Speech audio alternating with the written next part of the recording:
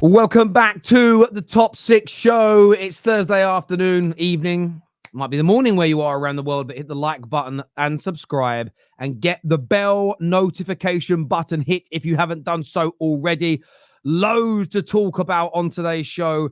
Man United hosting Tottenham, and we must win. Will Chelsea continue their impressive run and outclass Brighton? Have Manchester City won their big court case against the Premier League? We're going to delve into that in more detail. Plus, will Arsenal go top this weekend after more criticism from pundits, journalists, and the like across social media? We're joined by Egal, Jords, and Henry. We've got Rams is joining us very, very soon as well. He's going to give us his thoughts and give us his feelings. How are we? Are we all good? We all well? Yeah, I'm chilling. Good. I'm surprised George has a what do you call it? A Ravens shirt on. What do you know about the NFL, man? Multicultural, man. I dip and dabble in the NFL sports. No, not the American sports. Sorry, NFL, NBA. I can't even lie. I was even watching NFL Sunday this weekend. Just every now and then. I know Terry used to get into that. No. Oh, is that a Flacco jersey?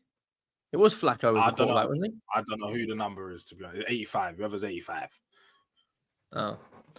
Yeah, I mean, I don't necessarily, I don't like follow any American sport religiously, like watching it every single week, but I do enjoy it, if that makes sense. But the way Gal said that as well, I can't believe George is wearing it. This is a North American person talking about football as well. So it's the irony. Viewers, yes, I know, we all know my Wi-Fi isn't good where I'm streaming from at the minute, but it's being sorted. Slow your rolls. We don't need to speak about it. Look, I know there's a lot to talk about. I wanted to start off with Manchester City situation, actually, because reports from the Times today believe that Manchester City have won their case against the Premier League for the associated party transactions, effectively stating that clubs should be able to receive exorbitant amounts of money from sponsors and organizations that are associated to the primary owner. So the Kroenkes should be able to take loads of money from Walmart. Ineos should be able to pump untold amounts of money into Manchester United. There was meant to be a vote on that subject matter today. That has been cancelled abruptly, which has led the media to believe that Manchester City may have won this case. Panel, thoughts on this, if it is true that the associated party rules may change, leading to the likes of Newcastle and Manchester City potentially being able to pump exorbitant amounts of additional money into their teams? The question I have is, wouldn't they need to change the whole rules that they brought into place with the new profit and sustainability stuff? Because then obviously that would allow teams to balance their books a lot easier. It would give teams, like you said, Newcastle, Man City, the opportunity to pump loads of money in as a sponsorship, and then their books balance out because they don't need to worry about wages and so on. And I just can't see how that would, like, how it does add up if that is the case. Definitely gives a huge advantage to the teams that have owners that are willing to invest, owners that want to win. And I guess teams like us, Tottenham and Liverpool and so on, who try to be sustainable, we'd be in the mud if that does get approved. So no, I'm all against it, definitely. So is it basically bringing in external revenue streams into the club? So for instance, if you had another company, another £1 billion corporation, could you then pour money out of that into the club? Is that basically what the court case was? So essentially, they're stating that the rules and regulations that restrict clubs from taking money from associated parties, they're essentially saying that's too stringent and that is stopping competition. That Newcastle would argue that it's stopping them from getting bigger sponsorship deals from companies that because these billionaires own loads of other companies, right? Or they're associated to loads of companies. They want to be able to bring these companies in to sponsor St. James's Park, to sponsor the shirts, so that they have more money readily available now. That's essentially what they're fighting for. And of course, the richer your owners and the more they're willing to invest, typically dictates how much money they're going to pump in. This is a small story, in my opinion, but they're making it bigger because this is something that they can still revisit. It might be a short-term thing that they're not really. It's not been thrown out, Terry. It's not a complete victory for City. I swear they just got it off the table for discussion. Am I wrong? No, I mean, so this is what they're stating here. It says Manchester City appear to have scored a victory over the Premier League on the APT Ts, so the Associated Party transactions, after a vote to amend the rules was pulled at the last minute from this morning's meeting. So this morning there was a meeting amongst the Premier League teams, and they've pulled it as a subject matter instantly. So the belief is that if they've won this court case and essentially the judges have deemed that the rule is unlawful and it's restrictive of football clubs, again, this will have an impact on everything. So it may not change how much you can lose. It may not change the sort of limits on PSR, FFP, and the percentage of your income you can spend. But what it may now mean is that clubs can dramatically increase their income like this, because theoretically, I'm sure that the owners who are worth 600 billion at Newcastle own a company that can now maybe afford to go, well, we'll pay you 200 million pound a year for a shirt sponsor. But because they can't under the current associated parties rule, because they're associated to their owners, the case is to try and essentially disband that rule. Okay. And this has nothing to do with what's going on in July. What's going on in July? With their case, this is with their case in July, but not their ongoing. No. So their current case is going on now. This case was in July. This is the one that was in July. Okay, understood. Now, but they think so. So to answer that before you speak, because you might be cross purposes here. The feeling is if City win this and they can prove that the APT rules were wrong and unlawful. A theory is this will help them in their current court case, because they can say, well, if your rules around us pumping money in are now deemed unlawful, how could you potentially punish us for breaking the rules that have now been deemed unlawful? Even though they're not breaching breaching FFP and PSR isn't in itself defended here. But if it's now deemed that they weren't able to increase their revenues by their associated parties, they think they might be able to use it in that case. Sorry, back to yourself. I was just thinking, if they've pulled the proposal being amended, then I'm just still one thing I'm missing. If they've said that they've pulled this morning's meeting, they've pulled the amendment from the meeting, it still doesn't mean that it can't be amended in the future. No, I mean, you are right. I mean, you could argue maybe the Premier League is waiting until everything is sorted so they can make changes. Yeah, I mean, or you could argue the Premier League has won and they've pulled it away because they're going to Premier League and say, we're not going to make any fucking amendments. We've won the case. Just to let everyone know here. So this is what is claimed. So they claim that the APT rules, which are aimed to prevent clubs from penning inflated sponsorship deals with companies linked to their owners, were unlawful and claimed damages. A 2-week hearing was held, and the results of which are yet to be made public. City claimed the rules that were introduced in 2021. So again, these rules only started in 2021. They're going to law. Some people believe it's going to create a case for their 115 trial. Personally, I don't see the correlation, because these are for rules that started before any of those charges were being investigated, but that's what some people say. Introduced in December following the Saudi-led takeover of Newcastle United, were aimed at ending their success on the field and described as a tyranny of the majority. So that's all to do with that. What's your thoughts on it, Ram? My thoughts. Again, is a small fish in a very, very large pond. I'd say there's so much more to go off of at City. Look, there's 115 charges that they got, but the way that things are moving at the moment, and the way that the amount of money that the club has put in to fight all these charges, I feel like there's going to be a lot of successes, but there may be a couple of failures, and in the end they'll get hit with a with a petty fine. I don't think anything else will happen. I don't think they're going to get a points deduction. I don't think they're going to get stripped of any of their titles. Yeah, hang on. So let me just jump in again. This is nothing to do with the 115. What do you make of clubs like Newcastle, who are worth 600 billion, now being in a position where they, if this is the case, they can now have sponsorship deals, which means within a year they can go from making 300 million a year turnover to maybe making more than Real Madrid because of a new shirt sponsor. Is that good or bad for the game, in your opinion?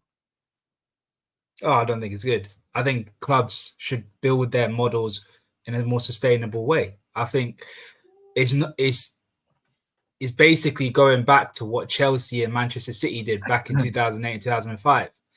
And certain clubs, I mean, Tottenham, for example, they weren't the biggest, but somehow they become the biggest because they had to work their way through it, and they've built a very good marketing campaign. Wouldn't you argue that, wouldn't you argue that our clubs, because look, again, we're Tottenham and Liverpool fans, we know that our clubs sort of built out sustainably, but wouldn't you just argue that the owners aren't ambitious enough? And to be honest, like, owners shouldn't be stopped, or that their ambition shouldn't be halted by certain rules. I'm just trying to see both sides of the coin here. If the owner wants to invest, the owner wants to put money into the club, should as long there as be they're doing it legally. But then it works both ways though, because if they could put money into their club to build the infrastructure, whatever, that's great.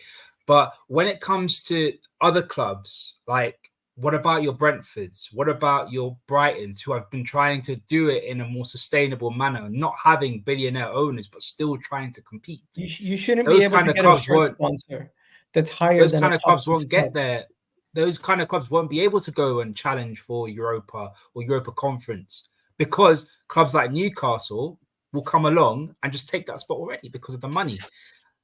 I fully agree with you, Ram. Sorry to cut you off there. I was just going to say, fine. You shouldn't be able to get a shirt sponsor more than Manchester United, Arsenal, or Liverpool if you're Newcastle right now. And with this potential rules, they will be able to do that.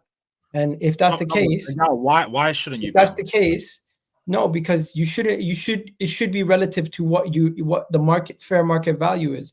Because then what's stopping a team from getting promoted and then getting a new shirt sponsor of the level of a Manchester United or Arsenal? That's just not fair. Like, I get it that they have. But saying it's not fair and saying that it shouldn't be is two different things. Because there should be certain rules and regulations about how much money you can bring in, especially if your club is not valued to that level. It's almost like it's money laundering at that point. Legal or a way of trying to get money into a system which is not necessarily the value for what that thing is. I understand that argument. I'm going to say, look, I'm going to put this up on the screen so you guys can all see it. This is the current from top to right from the top Newcastle. So Newcastle's owners are worth 620 billion. They dwarf all of their owners. Now, as a Man United fan, I am not worried about this situation. I think Ineos won't mind this because I think Ineos want to pump money in. And Ineos, Man United's owners are the second wealthiest owners in the league. Okay. The majority of that 20 billion is Ineos levels, right?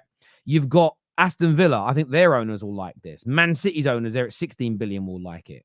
Chelsea's owners will like it, and they'll pump more money in. Then you start getting to the rest. By the way, Arsenal, 12 billion. West Ham, worth 10 billion. You've got Liverpool's worth almost 10 billion. They all have the money to increase their revenues. I've got no issues with it from that point of view. The only element where I do feel a bit concerned. So again, as a Man United fan, this is kind of good news for me because I think Ineos could suddenly become our shirt sponsor, which they can't right now. Pay off our debts, spend more money. Great. Love it. The problem I have with it is unless you get someone buying your club who's worth 10+ billion pound, you could get to a stage no matter how well you're run, no matter how good your due diligence is, no matter how great you run, how brilliant your academy is, you may never be able to start growing up that ladder because because the richest people in the world own football clubs and will just outspend and buy. I still think there has to be a cap on it, and also where you've got to be careful. And this is where the clubs have to be sensible. Let's say Man United get a new shirt sponsor from Ineos that's worth £400 million a year. Suddenly our revenues go from 600, 700 to 1.1, 1.2 billion. And we go, do you know what? We're going to go and buy Mbappe with that money. And we're going to go and buy I don't know, Tchouaméni for that money, and we're going to go and buy Saliba from Arsenal, and we're going to break the bank, and we're going to buy these players. It's great. What then happens to Man United if, for whatever reason, Ineos goes bankrupt, so Jim pulls out, and we're suddenly left with these players who are on 5-year deals earning £1 million each a week? And now, when you look at it without this shirt sponsor, because Ineos have gone bankrupt or the owners pulled away, we've got this huge debt that could put us out of business. That is the only element where I still think the Premier League clubs have got to be sensible. So I feel for the smaller clubs, because it doesn't, everyone says they've got to show ambition. I was just looking at the ownership levels now. Some clubs in the Premier League owners are worth about 200 million, which to you and I is rich. But compared to Liverpool's owners at 9 billion, they're poor. Retrospectively looking at this, it's going to stop teams. It's going to stop teams doing what the likes of Brighton have done. If the money is well spent by these football clubs, it will kind of stop that. The other element I worry about is owners spending lots in the beginning, increasing the revenue and spending loads, and then changing their mind later on down the line and leaving clubs in destitute situations, because that's happened before. We've almost seen clubs go out of business for 50, 60 million pound of debt. Imagine what a wage bill with, I don't know, £1 billion of debt on it would do to a football club. That's my only concern for me personally. I feel as though when it comes to all this stuff, the Premier League has marketed this whole league as competitiveness is one of the biggest things. Yeah, I feel with this kind of move, it will just turn into what the Premier League was 10 to 15 years ago, where it was Liverpool, Arsenal, Chelsea, United, then the rest of the Premier League. And that's what I feel this kind of thing will move. It will move to two extremes. The clubs that have billionaire owners who are already established, whose values around about in the high billions. But then you've got the rest of the clubs, like your Brightons, your Forests, your Brentfords, who are a couple of 100 millions, but they're never ever going to bridge that gap. I don't think 10, 15 years ago that there was a massive gap due to the financial, how big financially the top four clubs were. I would look at it saying the Premier League itself didn't have the marketing that the rest of the teams, the other 16 teams, like you said, they couldn't pull big players in from Europe like you're seeing now, where Nottingham Forest are going to La Liga and European clubs and pulling players from them. They didn't have that pool. But that was to do with money. It wasn't until around 2013-14 that the TV deal money jumped up from like 1 billion to like 6 billion pound being split. Oh, Elon Musk's again. He's at it again. That is someone screenshot that. That's flattering, man. You know, you can hear it absolutely gets on my nerves. It's weird. It's certain days. Some days it's perfect for like 2 hours. Other times it's not. But yeah, as I was saying, the clubs were getting 20 to 30 million pound a year in TV money, even the biggest clubs. Then it suddenly jumped up to 150 million. The wealthiest clubs at the time were the teams that you would consider that traditional top four, as they were dubbed. They just had exponentially more money. The reason why you've seen it in the last decade, partly some of those clubs have been run poorly, like Man United, and everyone else has got more money. What you started to notice was teams were able to hold on to their better players for longer because they suddenly had the money to. They didn't have to say, oh, you know what, Chelsea have offered us 60 million. We don't have to say yes anymore. We're getting 150 million a year in TV money. This rule, if it isn't capped to a certain point, could lead to that. And the irony in it is this: the Newcastle fans and the City fans that say, yes, the death of the red cartel. You do realize in 10 years' time, people are going to look at you in that same look, in that same way. Newcastle and City will be at the top. If Man United are well run, financially, we're going to be okay. Villa look like they'll be all right. Chelsea look like they're going to be all right. It's everybody else. And I actually get your point, Jords, that if your owners aren't ambitious enough, but they've got the money, that's on them. The ones I feel sorry for are not the Tottenhams and the Arsenals or the Liverpools whose billionaire owners don't put money in. I feel sorry for the Brightons and the Brentfords and the Lutons who get promoted, who don't have owners that can't put that kind of money in.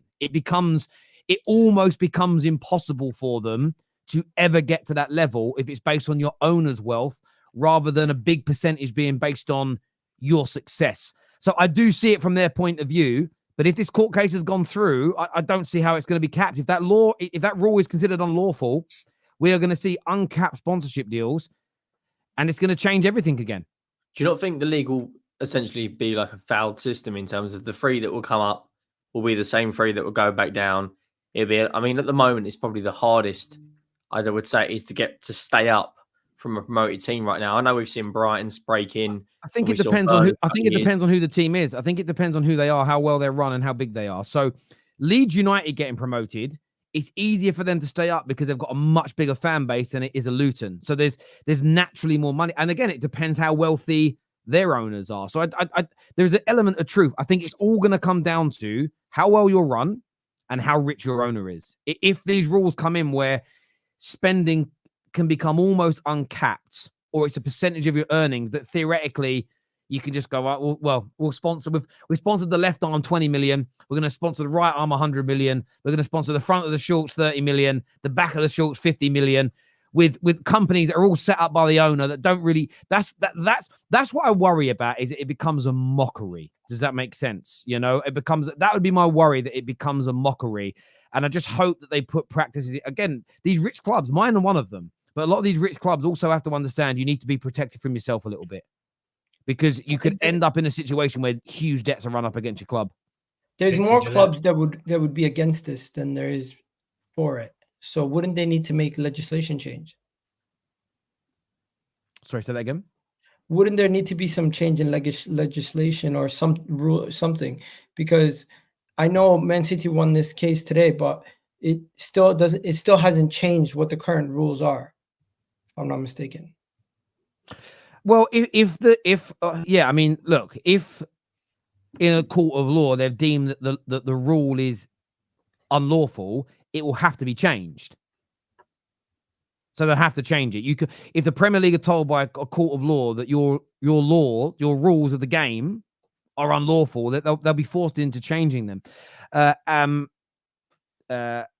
This comment here says, brother, my understanding is City haven't challenged ATP as a whole, just the amendment from 2021. No, that's what we read out. It's the amendment around associated party sponsorships, because they were worried that Newcastle would suddenly have £300 or £400 million of additional sponsorship deals. But if Newcastle start doing it, some other owners will also start doing it as well.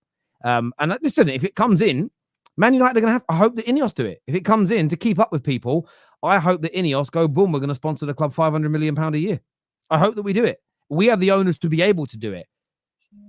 Spurs have the owners that are able to do it but won't. The ones I feel sorry for are the people that don't have the owners that can do it. That's all I'm stating. I'm not against the rule. As a Man United fan, from an elitist point of view, I'm like, well, my club's all right. We're rich. But I'm not trying to look at it just from that. I worry about clubs that have done what Brighton have done is fantastic, and it may become harder. However, there is another side to it, I suppose. Develop really good players, buy really good players like Brighton have done. And if the teams like Newcastle suddenly have an extra £1 billion a year coming in, charge them even more fucking money. That's the way you counteract it. You go, right, you want to buy Caicedo. Actually, the new Caicedo is actually £300 million. That's also what you're going to see happen if this comes in. The cost of buying players is going to go up again to another level. Right. So that would be, and also the European clubs, they will whack all the prices up for all their players again, because that is how they'll be able to counteract this kind of money. So that's why they've got to be careful with this, is you don't want it to become completely and utterly out of control. This super chat here, sorry, but this is super chat, bro. Sorry, this is from what I read, it's only a speculation that City have won. Yeah, no, you are right. It's a speculation from the Times and the Daily Mail. Absolutely, they have said that today. So yeah, you are right on that. Okay, that's the key. I needed to know that. So since it's speculation, same way it's speculation that Man City are going to get relegated, shouldn't we just take this with a grain of salt? The speculation, again, if City's case had ended and the speculation was they were going to be found guilty of all 115 charges, and the rumor is they're going to get relegated, then I think you would take it seriously, because the case would have ended. People saying now City could get relegated, it's a fair claim. If City are guilty, they could get relegated. What these individuals, this court case ended 2 to 3 months ago, sorry. And now a big discussion about this talking point has been pulled at the last minute from an agenda. And some very well-placed people at the Times, which is the credible media outlet, have said they're hearing that City, and it isn't the first report. There's a report last week as well from The Guardian and another newspaper, the same thing. All owners should be able to pump money into their respective clubs, maybe a cap on how much they can pump in would work. Big up everyone up the Chelsea. So all owners can do it. As you put in a cap in there, isn't that a problem though for the smaller clubs? Just want to get your take on that, gents. Is that not a problem for the smaller clubs whose owners physically can't pump in £60 million? I think it's a problem, but I feel like it's always been a problem. It's still a problem in football today. It's going to be a bigger problem because you're going to see the gap widen. Because if we look at just last season, Girona over in La Liga finished second or third in the league, and they weren't even touted to get into the top 5, top 6. It shows that smaller teams can perform. It's just not on a consistent basis. We've seen it in the Premier League. We see some teams get promoted, and then Brighton, when they first got promoted into the top flight, like 8 years ago, the first time in a very long time, and they've managed to sustain a very good level and become one of the top Premier League teams. So I still think that it's possible. It just takes time to build there. Yeah, no, I understand. Becoming a City fan says this is embarrassing. You do realize that nobody is attacking you. And what do you mean? What am I talking about? Please, you said it 2 minutes ago. What do you mean? See, this is the one thing I would say. I'm not saying I'm against it, but you need to understand when you say, what am I talking about? Be specific. I want to be challenged, but you've got to challenge what I actually said. When you say I waffled, about what? And don't say everything. That's literally the answer of a 3-year-old. I want some challenge. Come on. Do better. You're the best football community in the world. This is crap. Terry, you're out of your depth here. How? Tell me how. What have any of us said that to make us out of our depth? I don't understand. They're not giving us any specificity here. Come on. Basically, everyone should spend as much money as possible, and basically, United, Liverpool, Chelsea, City, they should be the top of the league because of how much money we make. That's it. I can't remember who the owner is. It's going to do my head in now. The Crystal Palace owner. Chris Parrish, isn't it? Steve Parrish? Yeah, Parrish. He brought in Parrish. He brought in a lot of things that when players sign new contracts, he brought in a lot of release clauses with high amounts of money up front, like the Eze deal, for instance. You'll see that come in an awful lot. Like you might, if this happens, like a release clause, no worries, £350 million, and we want 280 of that up front. Like that, you'll see. Really, it'll be like La Liga. La Liga, every player at Madrid or Barcelona that's at a good standard has either got a 600, 500, 800 million release clause, so they don't leave, so none of the Premier League clubs come in for him. Like I can't remember the last time a player left Barca or Madrid to go to a Premier League club for a big fee. I hear that. Terry, why would you put City win their case? Because the rumor is City have won their case. That's why the title says it, because that's the rumor. City fans are very. I don't know who this person supports. No, but it just in general this week they're very. I mean, but we have to remember Terry Fleurs' titles are the most triggering thing on the internet. Do you know what I mean? Absolutely. Above, old people not being able to pay their gas and electric bills is bad, but Terry Fleurs' titles, fuck him, the evil man. Do you know what I mean? It's I don't get it. But by the way, all the people who said we're out of our depth have not replied. They have not replied. Your misrepresentation of APT. Well, again, Peter, I am annoyed. What do you mean? You have to then explain what's wrong to, one, educate me and us, and two, to explain what's wrong about it. You can't just say it's a misrepresentation, because I am reading you exactly what the Times has put out. That City have challenged the rule that was put in place in 2021 to stop inflated sponsorships. I don't think it's the misrepresentation to say if City have won and that rule is taken away completely, or there's no limits on it, that this will lead to huge new sponsorship deals, which could lead to debt problems and stop other teams growing. What I have stated is they need to have caps upon it. Some of you are saying, Terry, but they're going to have limits on it, which is exactly what I said at the fucking beginning. I agree. What it is, Terry? This is the first time Man City got positive PR from the whole situation. Like, I haven't seen them get positive PR in a while. And it's the first time they get positive PR, and we're supposed to believe every single second of it. And it just, I can't believe everything about it. Because when there's negative PR, we're always told, it's sensationalized. I think this might be slightly sensationalized also. City fans, man. With this court case, right? If they come out and, like you said earlier, they just get a fine. Let's say they get a big fine and they can't spend anything for 1 or 2 transfer windows. It doesn't really make a huge difference to their squad because they've got talent coming out of their academy. Do you think the reaction from the other Premier League clubs will still have like a bitter taste in their mouth if something happens? Yeah, because I think there'll be uproar if they just get a fine out of all of this at the end. I think the Liverpools, the Spurs, the Chelseas, the Arsenals, it will be a war zone out there.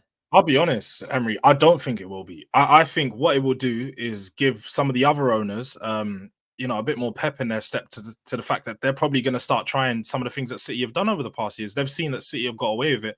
I think you're going to see some of the other clubs start to do a bit more dodgy deals and probably be a bit more ambitious. I think it wakes them up, if anything. And does that not mean City can then go and do it again and again and again, just knowing that, like, look, I don't know. I feel with this thing, it's so hard to call until it comes. I think if City can exonerate themselves and we all read the report and this was a witch hunt and they're not guilty, I don't think most football fans will have a bitter taste in their mouth. They might tweet it, but just like a lot of the comments that have come in here, like this guy saying, Terry, what you on about? I know he's just saying that to try and trigger me. I know he doesn't actually mean it. It's a joke, right? It's pantomime. If this kind of gets settled in any which direction, but we're none the wiser and we're not giving clarity as the public, some people will hold a grudge forever. And that's why I've stated, well, the biggest mistake City and the Premier League, in my opinion, have made is making this behind closed doors. It should be public. We should all see and hear what's going on every week, get regular updates, digest the information, because that way we know that the Premier League are not witch hunting or are, and that way we know City are not cheating or were. But then they can't spin it in a way they want, can they? That's what they're going to do. Well, I know, but then, I get why they're doing it, Henry. But the point is, if you want people to trust in the process, it's got to be transparent. And when there's no transparency, there is always going to be speculation. We say the same thing about refereeing decisions. If we heard what was said live by the VAR, we'd have far more trust probably in their decision.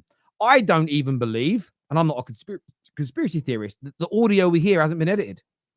I still feel like it takes 2 weeks to show us. Why? You should be able to get that out in 20 minutes. It should be uploaded straight onto the Premier League's website after a game on the match report, so you can hear everything they've said the whole way. But it isn't. Now, they may be doing nothing wrong, but it makes me suspicious. So again, full transparency stops suspicion. Simple as that. I know I'm jarring, but you tune into every single show. So you either, maybe it's like a sexual release to you. Maybe you're one of those people, bro, who, not true. Maybe you're one of them people who sort of gets a sexual release from being frustrated at people. So you're like, oh, I hate Terry, but I watch him and he annoys me, but it gets me off. I don't know. It's got to be something strange like that for you to watch someone who's jarring. So you let me know, brother. You let me know. And if I help you in that way, thank you. I know I'm getting baited and I'm doing it back. I'm not silly. I've been doing this a long, long time. But look, viewers, we've got some more super chats to get through here. Let's get through these. Would the deal still have to be fair market value? We will see. We'll see what's coming. But again, what if it was fair market value? Why would they be challenging it in the first place? Because you just get the deal through, right? If Ineos could sponsor Man United now £300 million and it was fair market value, why would anybody take it to court in the first place? You're taking it to court because you want it to be, as the Times reported, they want it to be inflated. They want it to be above market value because Newcastle's market value is what they're currently getting paid, and that's not enough. So I don't see how this case can be won by City and it be deemed unlawful in this legal case, and then they maintain the market value element. Otherwise, it becomes a nonsense, doesn't it? Because then your owners can pump in whatever they want by associated parties, but yet it has to still be market value, which is where you are now. Terry, if a club is going out of business and they sold the stadium for like triple its value, would that be that's considered legal? So would it be the same level if the team wanted to sell their shirt sponsor for it's not illegal to sell something above valuation, Egal. No, but I'm saying like triple, because that's what. But that's saying. That. But it's different. That's what it would take. That's what it would take. You would have to again. You're going down your example. I get where you're coming from. I mean, yes and no. You've got to prove. You've got to show a rationale as to why someone's paying that amount of money. There's got to be a rationale for it to to be looked at in that way. But if that's happening, then fair. Yeah. All owners. Sorry, already done that super chat from Mr. Thomas. It's great news. Why handicap yourself against Real Madrid? This would mean FSG would have to sell, so keep it up. And Daniel let's Levy make- as well.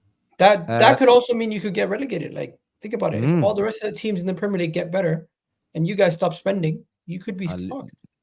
Yeah, but Liverpool still spend more than all the bottom teams. That clubs make as much as they can and cap the amount of money they have to spend on players. That prevents the rich. I mean, that's also the other side of it, because there are rules that they're looking to bring in that are voting where you're going to be capped at the amount of money you can spend. So then, if you can't spend more than £300 million on salary, it doesn't matter how much money your owners pump in, you can't fucking spend it. So there again, that caveats it anyway. Make sure like buttons are being smashed, please, and make sure the like button is being smashed. Make sure you are subscribing. A big game on Sunday, Jords. Man United host Tottenham. You must be supremely confident of coming to Old Trafford and beating Man United with the way we performed last night against FC20. I love the way you've worded that. I've definitely been confident. I can't even lie. From straight after the Arsenal game, my head was on a swivel.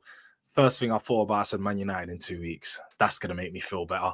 We're going to go to Old Trafford, the Reds, as they said, and we're going to leave with something. Definitely, after I watched that performance yesterday, you know what? I feel like it's the story of Man United this season. First half, really impressive. I actually liked what I saw. You're breaking them down. You create chances, and you look all right. I genuinely thought Man United looked all right. But Man United always come out the second half as a completely different team. The midfield is an absolute joke. It's just a joke at this point, because for Ten Hag to not have fixed that issue after, I don't know, 26 months into his tenure, I don't know what's going on. He's tried every combination in there, and to be honest, the one denominator is Bruno Fernandes. I know you hate to hear it, Terry, but it is. Like, I see Bruno in there, and it's time and time again, hero ball. The guy thinks he's Kevin De Bruyne, but he's not. You're not that player. You've not got that source. You can't make those passes.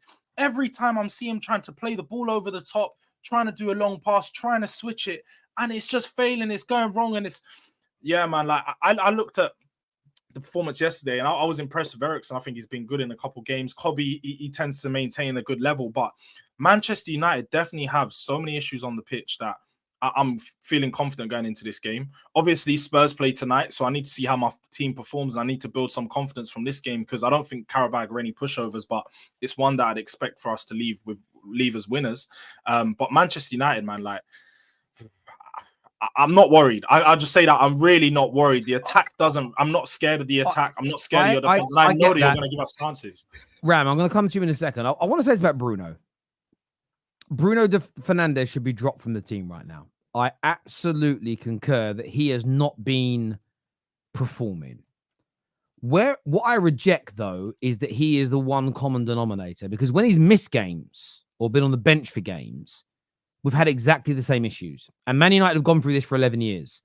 We did it with Pogba. Oh, get Pogba out, we'll get better. Get Fellaini out, we'll get better. Rooney's past it, Sterling will get better.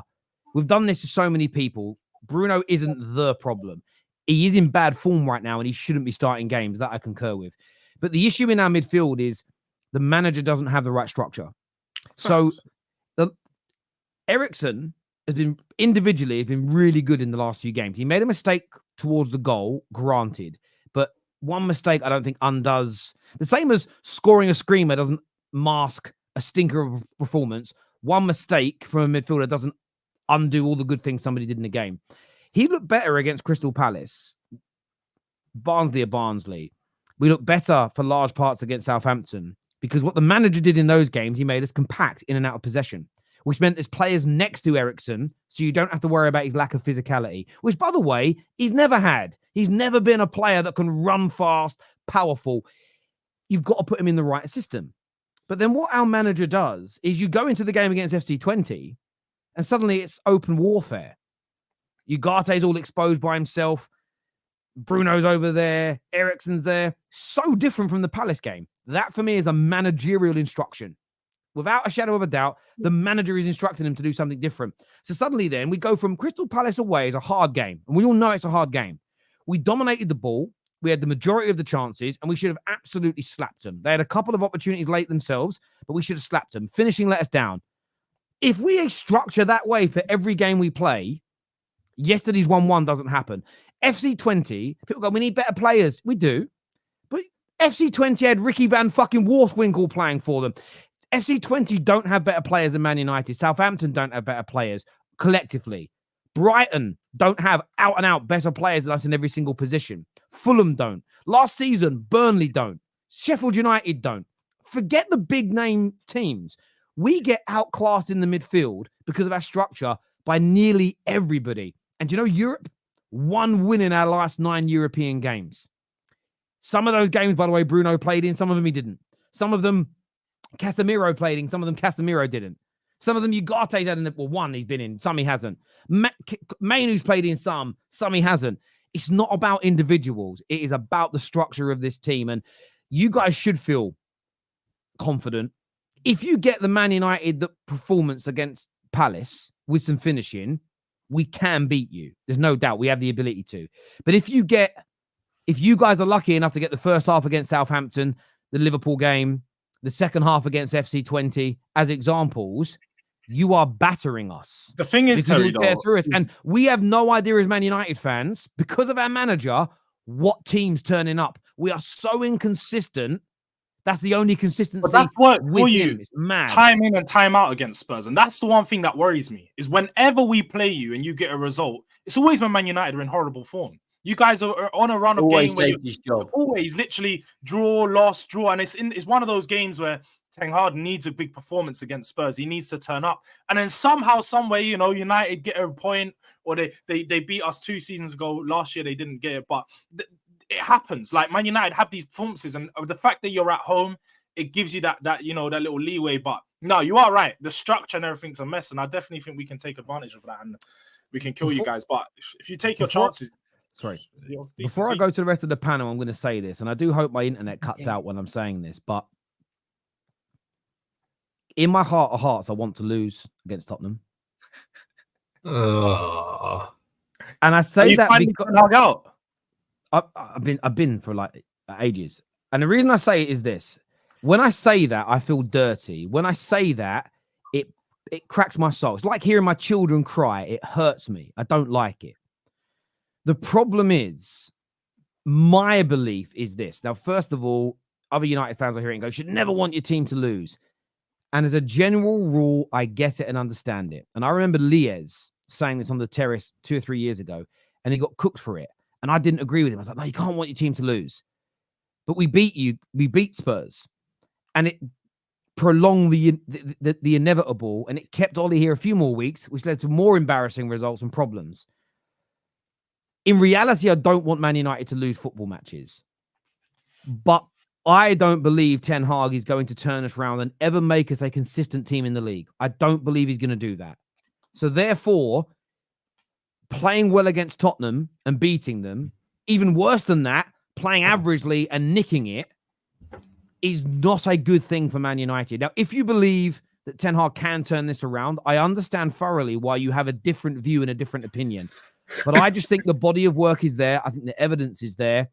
This manager, in my humble opinion, is never going to make us a consistent team in the Premier League. And I've said this on a few shows recently, and I'm going to end by saying this. The pinnacle is not just winning trophies. Not when you're finishing 8th in the league. Not when you're not competitive in Europe. Winning a trophy like the FA Cup is amazing individually. But if you're bang average in the league and you're inconsistent in Europe, explain how that's the pinnacle. Now, I know we're at the beginning of a rebuild with Ineos, and I know that the squad is some way off from being good enough to win the Premier League. None of that I disagree with.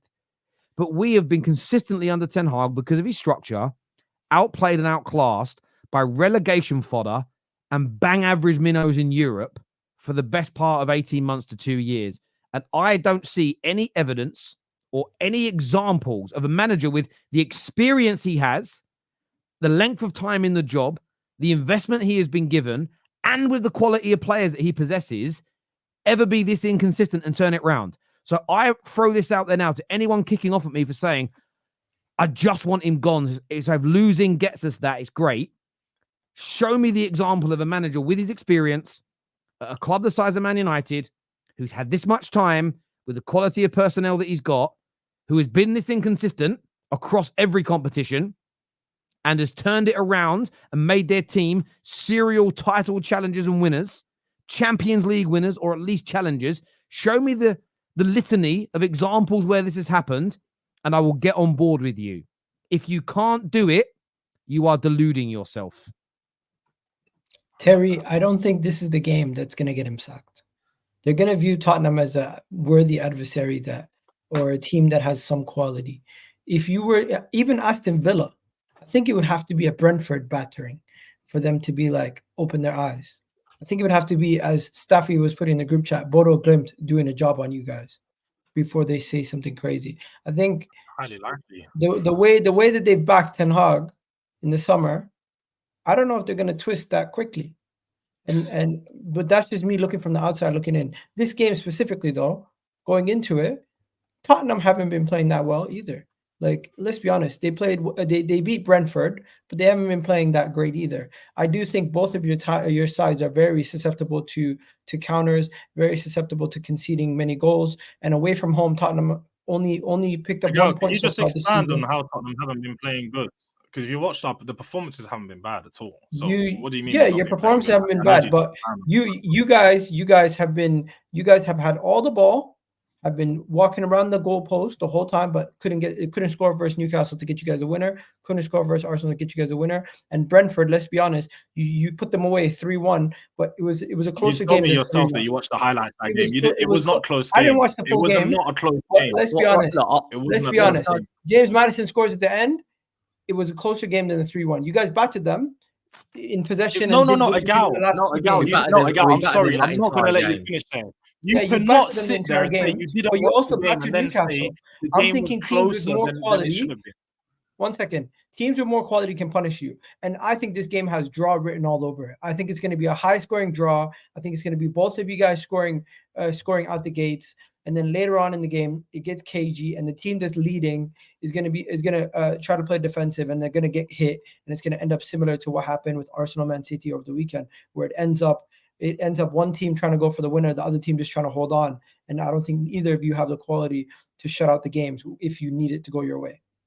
I think there's a lot riding on this for both managers. We haven't had a positive result against Big Six since this time last September.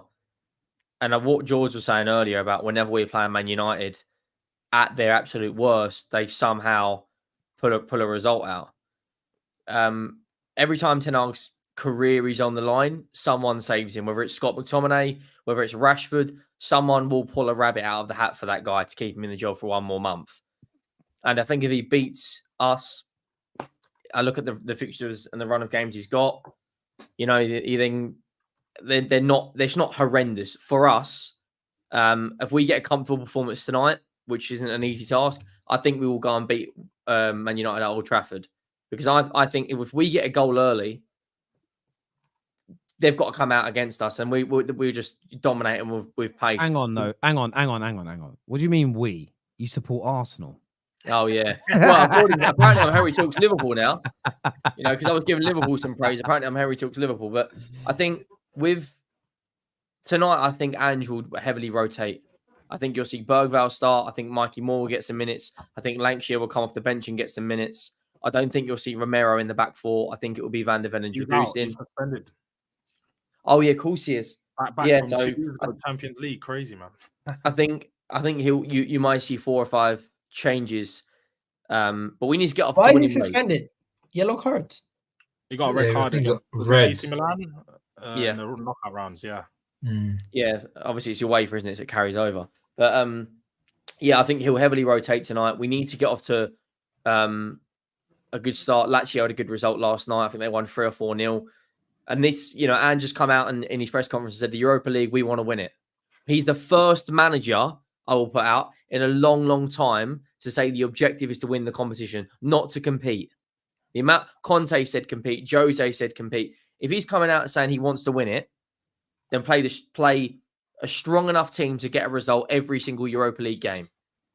But this Man United game, I think if we don't beat Man United at the current state they are now, then I don't want to call it a freak result, but Man United are in the pits. The thing is, Henry, as well, yeah.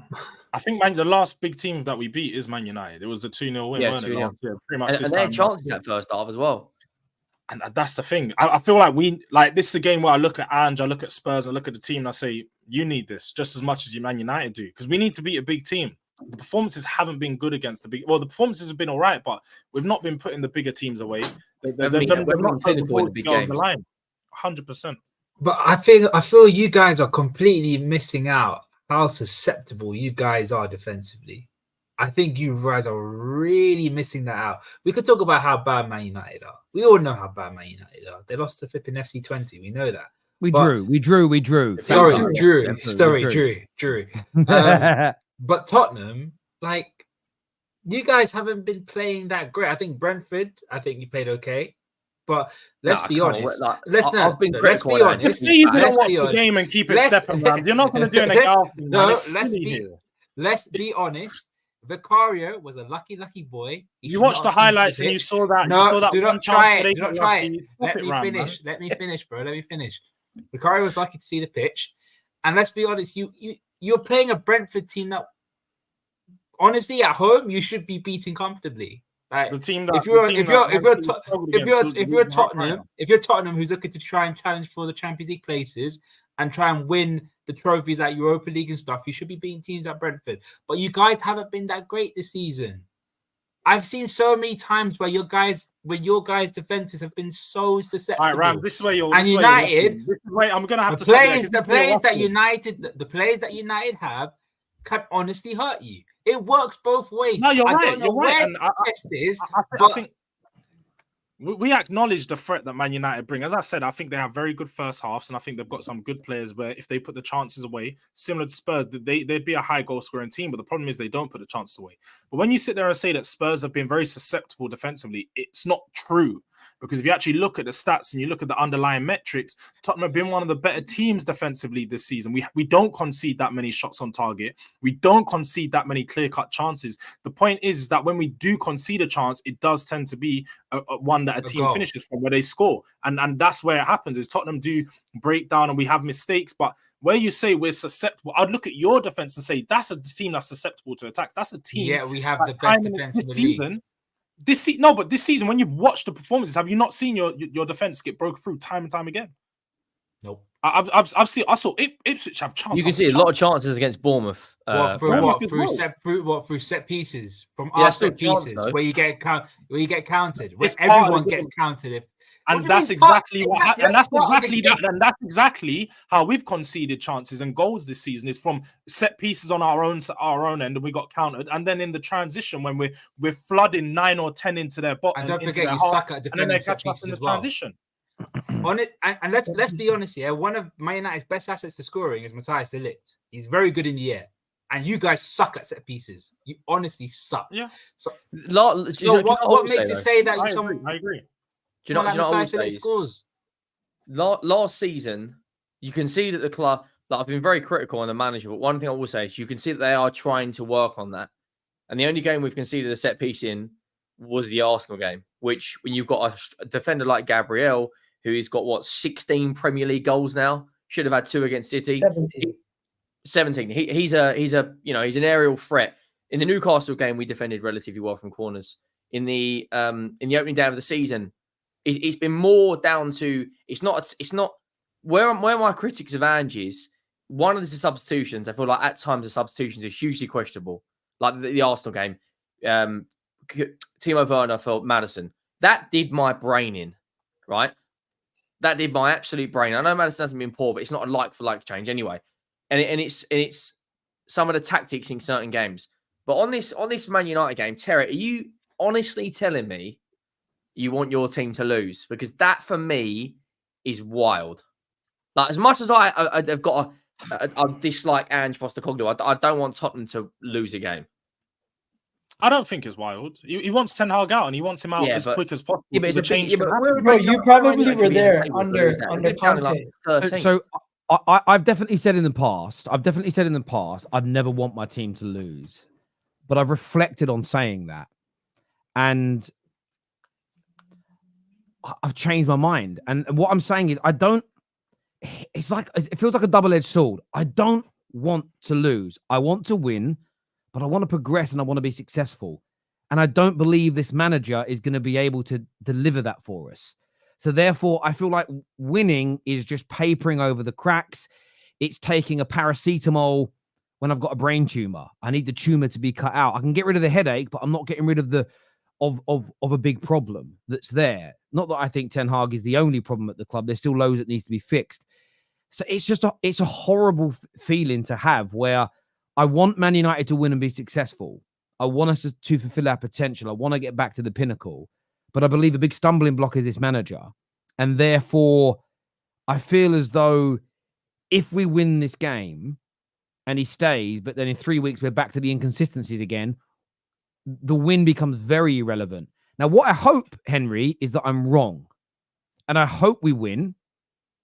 And I hope that the manager turns it round. And I hope he's successful. And I hope that we get to the top. And I'm sure I'll be clipped up when this video goes out. And that's absolutely fine. I don't want to be right. That's the thing. So that's what it's a complex thing to say. I just want to lose. It isn't as basic as that. I want my opinion to be wrong.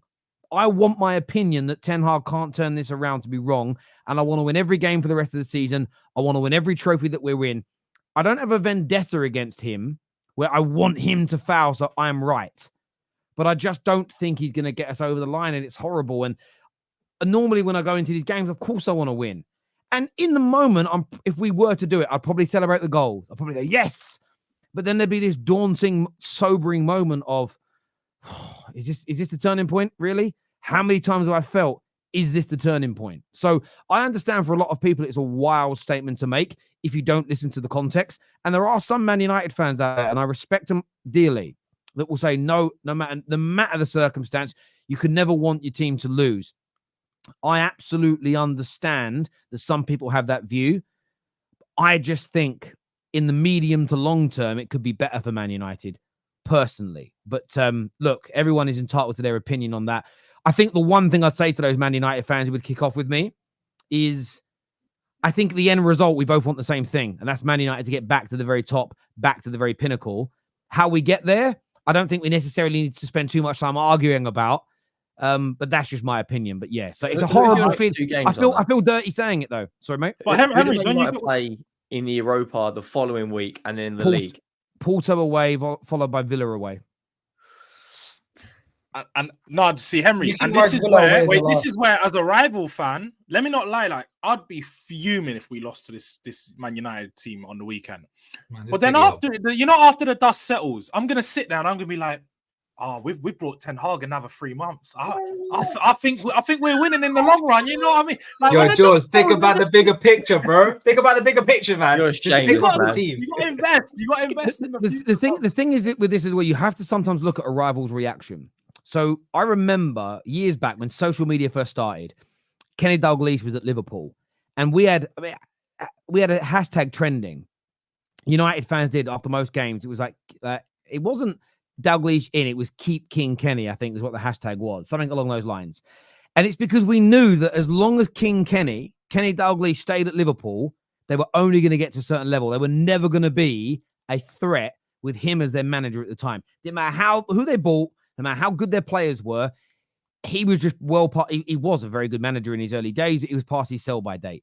You have to look at when you have to look at the reaction. Look at the way Arsenal are treated now that they're good. It's bitterness and anger and, I hate them. Man United, everyone's like singing songs about 10 more years of Ten Hag. There's a reason that rivals want Ten Hag to stay. And I don't think we can ignore, there's no bitterness towards Ten Hag. There's bitterness when we sign Lenny Yoro. There's bitterness towards certain players. There is laughter at the manager staying. And I think Man United fans, and you've got to wake up. And you might not want to do it in this environment in front of rivals or on the internet, but privately think about it. In your heart of hearts, the fact that all our rivals have a song about our manager and they want him to stay is damning, is absolutely damning. And like I've said, I'll reiterate it again for everyone clipping it up because they won't put this bit in. I want to be wrong. I do not want to be right. I will not sit there if we lose the next 3 games and then he's sacked and then the next manager starts to improve us. I won't sit there and go, see, told ya, I know more about football. It's not about being right. It's about me giving my opinion on what I think will better Manchester United Football Club. And sometimes the harsh truth is needed on these situations. So score predictions for this game, Egal. What are you going with? Desmond, 2-2. Henry? 3-1 Spurs. Jords? I'm just going to keep it a humble 2-1. Spurs. Ram? Yeah, I knew you meant Spurs. Yeah. What are you saying, Ram? 3-2 United. Oh, mate. I'm not even. What does that say about us? Like, if we concede 3 goals to Man United where they are right now, It means sack Ange. But this is what you. This is The what thing Spurs is, though, do, Terry, though. you're saying that as a joke. Henry, he's serious. Like, I think he's really considering. I think it depends on why. Like this is what could happen to you on the day. If Man United put in that Palace performance but finish chances and are amazing, then I don't think you can look at. And this is the one thing that I would say, and I would factor this in. Man United's consistency is up and down. We do have some games where we are really good. So I think you have to look at Man United performance levels in the game. Doesn't mean I think we're going to be consistent after that, but I think if we're bad, awful, like we were in the second half yesterday, and we still beat you, then you have to look at your manager for not capitalizing on that. Joshua here says, anybody that says he shouldn't be sacked needs to wake up.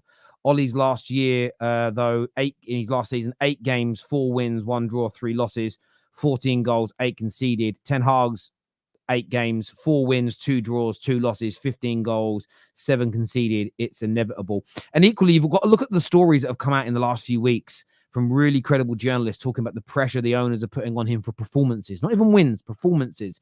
So let's see what happens. I want to shout out as well Cyrus here, who says this Terry needs something to happen to him and his family. Only way to humble him, plastic. Ten Hag isn't going anywhere. I just want to say, Cyrus, I want to let you know, this is the address of my office. This is the office where my business is. Please turn up. Please come and see me and show me how you're going to do something to me. Please come to where I work. This is the address and humble me. You've got it there in big writing. You can read it. If you can't read, get a friend to do it for you. Get some crayons and write it down. Come see me. Come see me and see if you can humble me, my friend. I just want to put that out there. Come see me and see what happens when you start. Don't threaten me. Mention my kids. Come to where I work. And I'm going to quote. It's a great line from the Nutty Professor. You're walking over, but you're limping back. That's all I'm going to say to you, bro. Come to my office and see what happens to you, my friend. Come and see what happens. Moving swiftly on, a big up to Terry and Egal. Not the rest of you, just me and Egal. I must. Cheers, You know what that is. He's an Arsenal fan. Yeah, it's the Arsenal fans. It's Arsenal fans bigging each other up. That's what that is. I like it. Speaking of Arsenal, right? You got a chance to go and top this weekend. Tough game for them. What have you guys made of the analysis? Roy Keane today saying Arsenal were a bad team. Graham Souness slamming your tactics and the way you're playing this season. What do you make of all that, Egal? These guys are clowns, mate. Honestly, they are literally ignoring the context of us playing with 10 men versus Brighton, 10 men versus Man City, ignoring the context of us being 2-1 up and having something to hold on to versus Man City in the second half, especially since we did go toe-to-toe with them. I felt like for a decent portion of the first half, and we were ahead. Don't forget, we were down 1-0 away at the Etihad and came roaring back to score 2 goals. And these people are talking about, oh, they showed what did Graham Souness say? His exact words: an inferiority complex. Excuse me? An inferiority complex. What are you talking about? I feel like these guys, they just say some bullshit all the time. They want us to play the same way Liverpool did. Liverpool went there and got their ass handed to them a bunch of times, if I'm not mistaken. There was maybe a couple times where you faced Man City away at their ground and you actually got a result. When Liverpool went there and went down to 10 men, you got beat 5-1. Exactly. And also everyone's telling Mane. Yeah. Everyone to be who's fair, we telling kind of caught the Arsenal, bus then. We still got back. everyone who's telling Arsenal how they should play, since when do the opponents that you're facing dictate how you should play? Since when? Any single time that we've heard a team come out and criticize a team played defensive football against them is because that team frustrated them and ended up getting a result. And I would expect it to come from the Man City players. I'd expect it to come from Rodri, who said it in the past. I expect it from people who are rattled after the game. But to hear it from pundits, players who played football themselves, and also pundits who've seen the game for as many years as they have, what are they talking about? It's actually ridiculous. And then to also criticize Arsenal the way Paul Scholes did, saying that these guys don't, they show that they can't attack because they're playing so defensive versus Brighton and Man City. Of course we're playing defensive. We're down to 10 men. It doesn't matter if you're at home versus Brighton or if you're away at Man City. You're down to 10 men. You're going to try to make sure, number one, you don't concede. You don't face too many shots in your goal because they have a numerical advantage on the pitch. Can someone play the violin? Can someone play the violin? Because all I'm hearing is tears and tears about, we had 10 men. We've seen teams win with 10 men before, Egal. I don't know if you saw what Staffy said, but last night Bodo Glimt had 10 men against Porto. Yeah, they pumped them 3-1. Having 10 men doesn't stop you from being able to attack. Yes, it limits your team and the amount of movement you're going to have on the pitch. But we've seen plenty of teams with 10 men play good football. I saw Liverpool with 10 men against Spurs last season break us down. Nine. They had 9 at the end. But I mean, when you had 10, there was plenty of times where they were playing better football than us with 10 men. So there's no reason as to why you keep saying 10 men. Yes, you played City, who are a better team. We get that. We did not expect you to, with 10 men, go and batter City over the pitch, go and cause them issues. But what Arsenal done and all season you have done is not looked good in attack. And if you Arsenal fans are going to sit there and deny that, then you're just lying to yourselves. You have to admit and look at the way that you've played this season compared to last and say, our attack is not performing to the level that it should be. We're creating chances, yes, but in front of goal, we don't look as clinical. The team itself, the players aren't performing to the same levels they were. The likes of Martinelli has been offered cliff for about 9 months. Sterling come in and looked good yesterday, but hasn't played a game in the Premier League to show you that he can bring that level at this level. And also Saka, I'm not going to get onto him or nothing, but he's not performing at the level he did last year. And last year when he wasn't good, he was scoring goals and getting assists. So Jords. Arsenal's attack is a bigger issue, and without Odegaard, you need to sit there and acknowledge that you guys are nowhere near the level that you need to be to compete for this league. Stop. First things first. When you go away to Aston Villa, away to Man City, and away to Aston Villa 4-0 last year. We're not doing that. 1 second. When you go away to 3 grounds that are relatively tough in the Premier League to start your campaign, and there's only been 5 games, it's a small sample size, and people are getting very reactionary. That's number one. Number two, to say our attack is extremely poor, but then just a few seconds ago, you were picking up. Just a few seconds ago. 1 second. To say our attack has been poor, I would not expect us to go and batter Spurs, batter Aston Villa, and batter Man City to start the season. And if you're down to 10 men versus Brighton at home, I still wouldn't expect us to go and batter them either. Really and truly, we've only had 1 game where we should have battered the side, and it was the first game of the goddamn season. And who really comes out here and slaps the team 4 or 5-0 their first game of the season? Doesn't really tend to happen. First game of the season, teams are still getting themselves back into the group of things. So I do think this is very reactionary from everybody. Arsenal are still undefeated in the league. Arsenal are still up there with the rest of the teams in the league. We've created a lot of quality chances with one of our best players out injured and one of our new signings not even kicking a ball, and everyone's out all here saying this team is not looking good. Well, what do you expect when you're going away? When you're going away in North London derby, you're going away to a title rival. You're going away to a team that we lost to 2 times last year, and we're coming out with results. I'm happy with the start. I understand there's concerns about our attack, but where I would agree with you is if we continue to have the offensive struggles against the teams like the Southamptons, the Leicesters, then we have real problems. But away to any of the top sides that are in the top 4 or your own club, I would not really worry, because I think we still have enough to get those goals. And last year, when people had questions about our attack, last year I heard a similar situation. And the moment the fixture swung, you've seen the goals pouring in, the floodgates opened. So I'm not too concerned. I was with Jords for the most part until the last couple of minutes where he kept on saying that Arsenal's attack are dead. They're this, they're that, they're this. They were dead. They've got issues. Or not at the level to compete. Or not at the level to compete. That's what you said, right? They're not performing to that level at the moment, no. But again, we seen at the start of the season, last season, they weren't performing to that level. And then what happened? They ended up competing for the league. And let's be honest, right? Arsenal weren't firing goals left, right, and centre. Am I right, Egal? Were they scoring like 5-6 goals? Bro, we scored 19 goals in like 5 games. Well then, that's last year. So they were on fire last year, Ram. You're missing something here. I'm telling you. Either way. When you look at how they went about the season, when near the end of the season, they started firing again. So why can't you say that they can do that again? And maybe Arsenal might be taking it a little bit easier and not burning out in the middle of the season, which cost them the league at the end. And let's be honest, Jords, yeah, this is still a team that is good enough to win a league. They've got one of the best defenses in the league. It's hard to break down. One of the things that I agree with Egal for once and disagree with so many pundits, which is a bit weird, is the fact that people having a go at them for defending a 2-1 lead at the Etihad. Any team would do that. You're playing one of the best teams in the world and you're defending for your lives with 10 men. The only thing I would say that I would possibly criticize Arteta for is taking off Saka, who's probably a really good outlet to have in order to have some counter-attacks. A bit like what? Sorry? Injury concern. Oh, okay. Then that's a different matter because Inter Milan did the same thing and they had an outlet and they ended up using it well. So that's probably the one criticism I had for Arteta, but that's by the by. I think what you're saying about this team, it comes down to one simple thing, Jords: bitterness.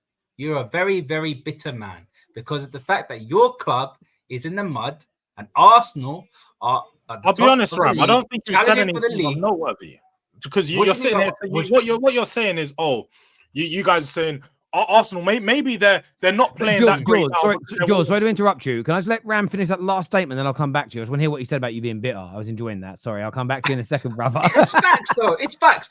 It's facts. But why? Say why he's bitter, and then we'll let George have the right reply. Say why he's bitter, and then we'll let him have the right reply. They've got a better team than you. They've got a better manager than you. They're in a better place than you can ever be at this very moment. I guarantee you, not only one player from your team gets into that team, and even then, that's a debate. So let's not do this, man. They're a good team. They're good enough to compete. And for me, they are favourites to win this league. I think they have a better team than Manchester City at this very moment in time. So please, just be a bit rational. Don't be bitter. Just be humble and be like, Arsenal, you're a very good team. Oh my God. You're going to challenge for the league. You're going to win the league. That's what you got to do, man. It's not hard. Okay, over to Jords. Ram, have you got your head out of a gal's arse now, or Arsenal's, or Arteta's? I'm talking straight. No. We're just going to be honest here, yeah. The first thing you said that was absolute rubbish was, maybe they're saving themselves so they don't get burnt out later on in the season. No, that's definitely not the case. The reason their attack's not firing is clear to see. They have no Odegaard. All fans can see that, apart from you clearly, Ram, as to why that's a problem. I highlighted the issue and said, Arsenal are not firing to the same level they was last year. You then just said, last year they didn't start that good. Well, they did. Egal just said they scored 19 goals in their first 5 games. No. We started poor last season. That's what I'm just taking off what you said. You said 90 goals in 5 games. Did you not? After January, yeah. Why they come back from Dubai and they spank everyone. Why are you talking about January? This guy, man. Hey, but regardless, Arsenal are not in a position to be trying to save themselves until later on in the year because they're not that team. They've seen Man City start this season firing. Haaland's been bagging goals pretty much every game that he's been in. And Arsenal, let's look at their team. You said it's better than Manchester City. What you're doing right now is glazing Arsenal because you want them to be the team that beat City. You want someone else to beat up your big brother because City little bro do you every time. All these years, City just sat there and they patted you on the shoulder and said, it's all right, man, little man. It's all right. We'll give you something every now and then. They gave you 1 league and 6 and you guys tried to sit here and act like, we're the second best losers. You're the next thing.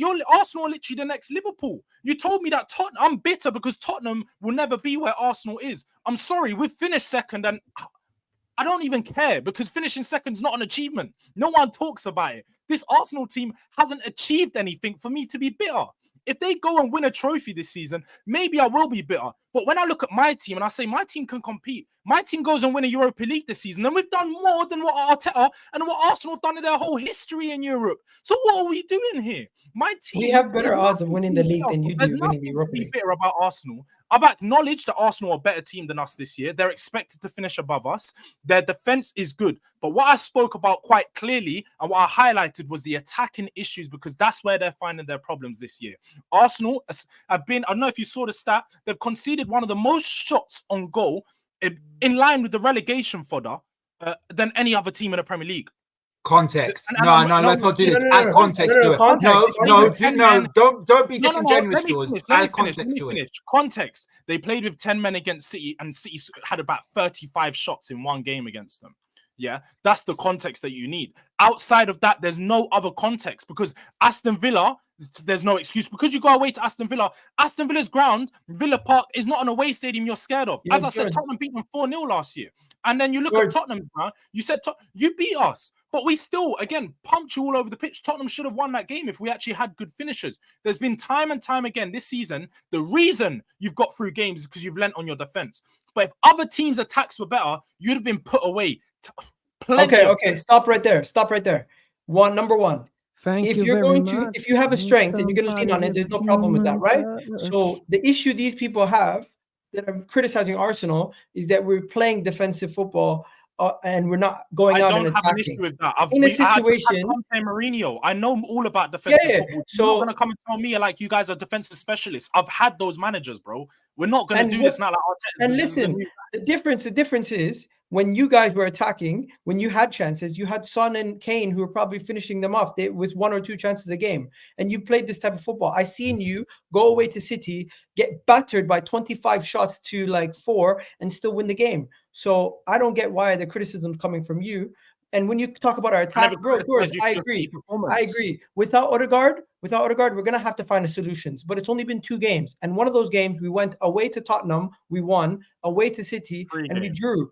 Atlanta 2 games in the league, which we went away and we played without Martin Odegaard. So it's not the end of the world. People need to calm down. We go and smash Leicester this weekend, which I expect. Everyone's going to shut their mouths. And that's the reality of the situation. It's only been 5 games. It's been a small sample size. And people are overreacting. We're 2 points off the top of the league, if I'm not mistaken, off the back of this terrible attacking start that everyone's talking about. And on top of that, people are talking about how poor our attack has been. We've scored 8 goals. Like Man City, outside of Erling Haaland, Man City only had 4 other players contribute to goals. So let's not act like other people have issues. It's different. You don't have a focal point up front, though. That's the difference. Is when you don't necessarily need to win the league.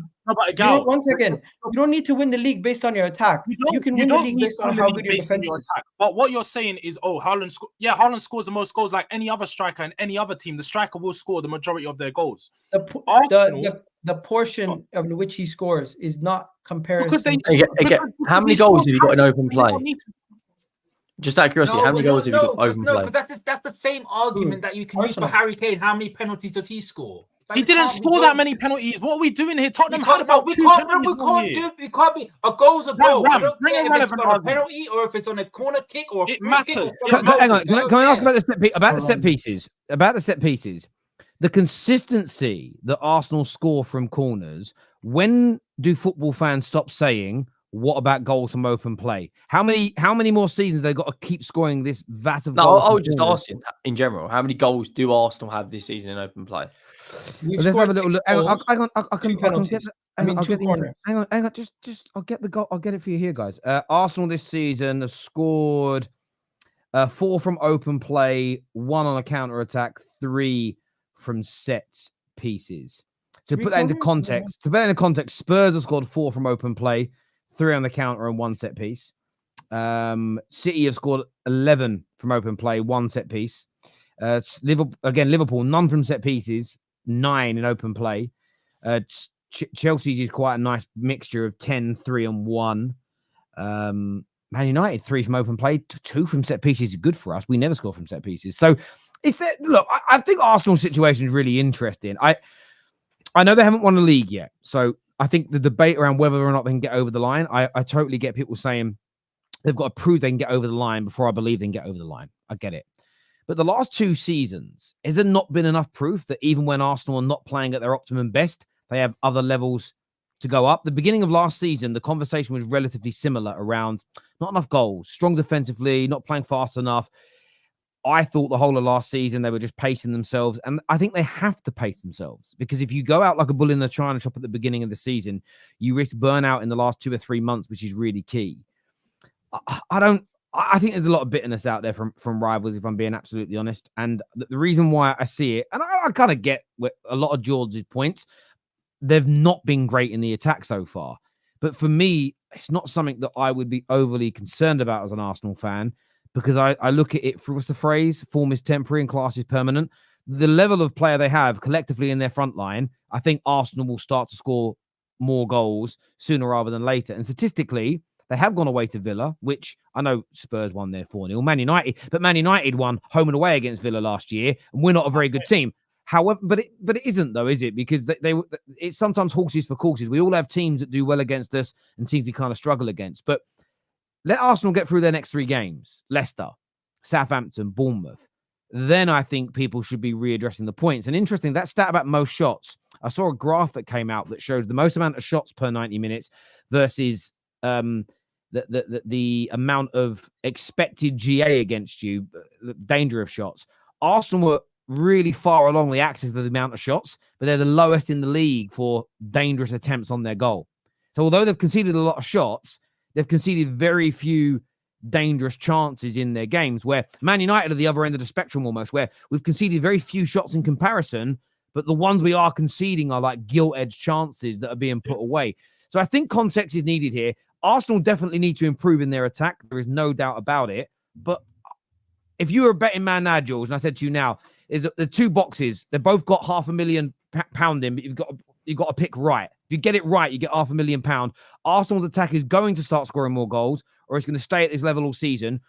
Which bet are you going with? £500,000. Let's be honest now. I said Arsenal's attack will get better. I said Arsenal will get better. My point is just right now it's an issue that Arsenal fans have to highlight and they need to monitor, because without Odegaard, their attack and midfield just doesn't look good. It's not cohesive. That's the way I look at it. Can you agree though? There's a little bit of an agenda. It's kind of disgusting how the media and people have been speaking about how we played a specific game away at the Etihad. And that's why I've never criticized you for the way that you played the City game. Tottenham he hasn't done that. On this weekend, we know Arsenal play Leicester. I think we'd all predict winning that game. Okay. Yeah. The match that I'm really interested about is Man City go away to Newcastle. No Rodri. What we saying, Ram? Is this it is a banana skin, because Newcastle have had a few good performances at St James's Park against them in the last couple of seasons. But could this be exposure season because Rodri's out, or is City just too good? Are City going to rise to the occasion, beat Newcastle, and sort of put a dampener on all the excitement of Liverpool and Arsenal fans? Was Rodri injured in the previous game last season? Because I remember that Newcastle were beating them. Playing well and beating them. Was he injured? They beat him. They beat them in the cup. No. I meant in the Premier League. They won 2-1 where Oscar Bob scored. So they lost. Hang on a minute. So yeah, that was at home. So they lost. They beat last season. I'm just looking now. They beat them 3-2 at St James's Park. I'm just looking at the team that game. Rodri played in that. Let's go for the other way around where they played them away from home. Sorry, I'm looking for this. Is it the one where you said it was 2-1, yeah? Or was it 1-0? I think it was in the League Cup, or something like that. In the League Cup, they beat them 1-0 last season at the Etihad as well, and that was in August, right at the start of the season. And Rodri did play in that game as well. So I'm not sure. In the League Cup, I'll have to find it. But they beat them twice in the league last year. That league game at St James's Park where Newcastle winning 2-0, I remember a couple of players were injured and they looked a shell of the players that they were, a team that they were. Then Kevin De Bruyne was injured. That's what it was. No, he came off the bench, didn't he? But he came off the bench that was the 3-3. That was the 3-3 where they were. I think they went 1-0 down and then they went 3-1 up. And then Haaland and Bernardo Silva in the space of 2 minutes scored 2 goals. But Rodri played in that game as well. Oh, okay, fine. But it's always been a banana skin because Newcastle always turn up against these men. I think they play really good football. I think the way they play football against them is susceptible. They're a bit susceptible to them. And without a controller, a proper controller in that midfield, you lose so much. And I said this before, when we look back on Rodri's career, you're going to be talking about him in the same breath as Sergio Busquets and Xabi Alonso. If not, probably arguably better, because I think he's a game winner compared to those two. But losing someone like that, man, is just, I can't, because he's so important to that team. And the fact that Newcastle have a way of playing that unsettles them a lot, even when he is in the team, is going to be a massive, massive banana skin for them. It just depends on whether Haaland turns up, whether Haaland can go out and do what he does best, which is put the ball in the back of the net. But I don't think it's going to happen. I think Newcastle are going to pose a lot of problems, and third time's the charm, innit? So I think they're going to get a result out of them. I think they're going to win 2-1 for me. I'm actually with you. I think this is going to be a difficult game for City. I don't know if you don't watch their game against Watford. That goal that was ruled out from their striker. I mean, the referees aren't exactly helping City right now with some of the things. Whether it is a foul or not, it's still a moment in their game where people are talking about it. Yeah, You were sorry? It wasn't a foul George? at all. Shoulder to shoulder, man. Yeah, we saw Haaland do that at Brighton. You see Haaland do that all the time. Yeah, the Watford have a right to feel. But the thing is, I don't think City pay referees. But back to your point a minute, Henry. I don't think City pay referees at all. I don't think it's corrupt in that way. But some of those decisions don't help the case, does it? It's sometimes you almost want to. You see that? It was crazy. Sorry, back to you, Henry. Go on. Yeah, I was like, I didn't think it was personally a foul. I think he just got put on the weights. And then that was at what 1-0, 20 minutes in.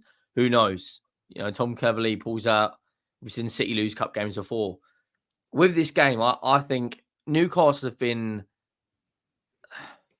I think they've been. I said they're getting a lot of heat on the social saying, you know, their performances haven't been good. They've just been clinical. But this is the sort of game where you're not going to get a lot of the ball, and you need to be clinical. And I can see. I'm leaning towards a 2-1 Newcastle win or a 2-2 draw. I don't think City will win this game. I think Isak. Do you know, I'm going to go 2-1. I think Isak will get a brace. And I think if Foden's not, there's no De Bruyne, I don't think, for this game. If he's not starting for whatever reason, I don't know who goes in the 10. Maybe Grealish? Who plays at the 6, mate? I think Grealish needs to start. I think if you saw Grealish's impact against Arsenal, he definitely deserves it, I think. If Kyle Walker plays, he's their weakness. Attack Kyle Walker. The guy's past it. Anthony Gordon as well. Let's be honest. Lewis. They've got to play Not even Anthony Gordon. It's Harvey Barnes, and the problem with Harvey Barnes is if you see this season, man, clinical. Like all he needs is just give him that through ball. He's gonna chop it in on the right hand side and put it into the corner, the keeper's right hand side, the keeper's corner, man. I think I have to agree with you guys though. I think Newcastle, although they've not been good, if you've seen them this season, they've not been great. They've been very clinical. But I think that's going to work in their advantage. And especially, like I said, no Rodri, I think it's going to allow them to gain a bit more control in this game. Rodri, what he does for Manchester City is so much. It's so much work. And we saw the difference even when he come out in the Arsenal game. It's just that little boost it gave the Arsenal players. Like their whole attitude changed on the pitch. They're thinking, yeah, we can get up, we can push a bit more. And I think with Newcastle's midfield, Bruno Gomes, You guys are probably right, man. I think this is a game where City are actually. I think it could be a banana slip for them. I think they. And they played midweek as well, didn't they? Like Newcastle. I would absolutely love it if Newcastle could go and get all 3 points. But let's be honest, even if they get a draw, that is like a shock result.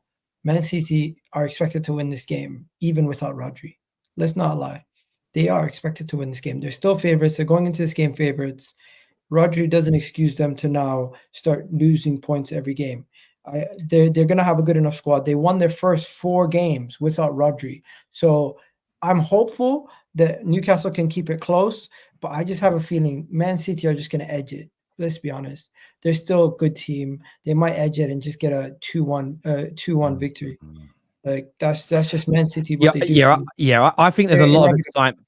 I get there's the excitement of how Rodri's out. Their record wasn't great without him, and it may still prove to be true. I get the feeling they're going to go there, City 3-1 win. I think they're going to have one of those games that's They may even concede first, and then everyone's going to get excited. I think they're going to walk away with 2-1, 3-1 winners. They're still a phenomenal team. They're still my favourites to win the Premier League from this point. They're still the best team in the league. And a lot of City fans are trying to put the pressure on Arsenal, but none of them will equally in the same Terry, breath did I say, just do that correct? Arsenal fan Terry thinks City are the favourites. What's going on here? 2 seasons running, I've predicted City to win the league. What do you mean? I I thought it was the Arsenal, Terry. Arsenal are scary. That's all I'm saying. Like, They are, to me. But at the moment, FC20 are fucking scary. Do you know what I mean? But yeah, like it's. I look. They might drop. They will drop points this season. City. They do even when Rodri's available. I just think, again, Pep's a smart man. What he is going to do over this course of this week is everyone's expecting us to lose. I cannot believe it. Everybody think he's going to galvanize it. It's going to galvanize everybody because everybody expects them to now be your worst team. I actually think where you may potentially see a drop off is 2 or 3 games time when the dust has settled on the situation. I think look, I'm not saying City are going to get through a game. Yeah, well, City you're not going to get through a game on adrenaline because they've got such world-class players, front and back. But I just think that they're going to be together. They're going to fight hard. They'll win. They'll beat Newcastle. I hope they don't because I don't want to see a 5-peat this year. I don't want to see my local rivals hit a 5-peat, but I think they'll beat Newcastle this weekend. And if I'm going to put a score prediction in, I'm going to say 3-1 to Manchester City. And another 2 goals for Haaland. This man is a machine. It's also like I'm looking at that midfield, yeah. So that midfield 3 of what will probably be Gundogan, Bernardo Silva, and Kevin De Bruyne, unless he's still out. If someone the comments tell me, I'm looking at that midfield and up against Tonali and Bruno, who are 2 very combative midfielders, a little bit of P&P in there. I have a feeling he's just going to bully them. Like honestly, they're just going to play at such an intensity. Sorry, and Joe Linton as well. So yes, there's a lot more. I think there's a lot more pace and power in that midfield. Like the counter attack is going to be. He's going to be, especially with Isak and Gordon. If it's Walker, then Gordon must be thinking, right, today's the day I can get the better of him. I think they're going to have a lot more control if Rico Lewis plays, but obviously Walker played the Watford game and Stones played the Watford game. So it's highly unlikely that Walker's going to play, 5 games in 14 days or whatever it is. He's going to have to be rested. It's at St. James's, right? Yeah. Oh, you know how that crowd is. That crowd will get up. As soon as Bruno goes into a challenge, they're going to get up for it. It just seems as though it feels as though Newcastle's going to win. It does. The crowd, the fact Rodri's out, the players that they've got that can actually hurt Manchester City, it's just written for them to win. I can't. So Liverpool are going to be top of the league? Is that what you're saying? Facts. Big facts. If Haaland has another good weekend, do you guys actually think he could break like 40, 45 got Premier League goals this year? Because he's obviously on 10, and if he has another, let's say, a brace this weekend, he's only 6 games into the season, 32 left, and he only needs to match his current 1 game, let's say 1 game a goal. Brother, he's going to slow down eventually. His goal scoring rate across all comps this season, currently, if he continues scoring at this level and City get to all the finals, he's tracking towards 152 goals. Oh my god! So his level will drop down a little bit, but he could break. If he stays fit, plays 35 to 38 games, he could break that record. He's actually crazy. City's goal scoring outside of Haaland has been really poor this season. I think they've scored 13 goals. I think he's got 11 of them. 11 of them, yeah. So it's almost, again, they're scoring goals, they're winning games. I don't care, but normally with City, and I'm sure this will come later in the season, normally their goals, even though they'll have someone like a Haaland scoring so many, you'll have other players picking them up. David here has said a really... Sorry, go on, mate. Go on. I was just going to say, do you think that's just because we're used to City not having that focal point at striker? Obviously, Haaland's his 3rd season now, but he started sort of settling in to become that player where they only play through him. Like, they never used to do that. There's that. I think as well, I've got to go back and watch their games again, but it's when they've scored their goals, they get into a certain situation, they'll then reserve energy. Like they'll be 3-0 up, they score 3 goals against Ipswich. What's the point of playing at 1,000,000 miles an hour trying to get another 2 players to score goals when you can just reserve that energy? David here, very weird comment, says Terry is quick and easy to criticize City, but for Arsenal, I just said you were going to win, and I said that everybody's saying it. Do you know some people? I mean, they've been indoctrinated online. I literally said that I don't think you're going to lose this weekend. You're still the favourites to win the league. You still got a world-class side, and I think you'll get through this early period without Rodri with no real major issues. You will drop some points, but you're still the favourites. And yet that's been turned into Terry criticises City all the time. Honestly, some of you, I know like you guys say Terry's not a man because he's scared of Arsenal. Some of you are not men because some of you are not human. You can't hear. I don't know what you're hearing. You must be Martians. You must be Martians. Like we're speaking a different, not language. We're speaking, it's interstellar. This is so strange. You know what it is, Terry? Word. Compliments of Arsenal actually trigger people into believing anything that anybody says about another team that is slightly pessimistic or slightly to the contrary of public opinion is harsh criticism in comparison to what you just said about Arsenal, who they don't like. I think it's actually weird. Just accept it, man. I love it. It's so funny to watch. I don't think Liverpool or Chelsea got this kind of reaction when they were competitive. No. Jords, are you okay? Arsenal couldn't go toe-to-toe with 10 men City. What you wanted is for us to go toe-to-toe and get slapped for bants. I definitely wanted that, but I didn't expect that. No. So there you go. Now your whole argument's out the window.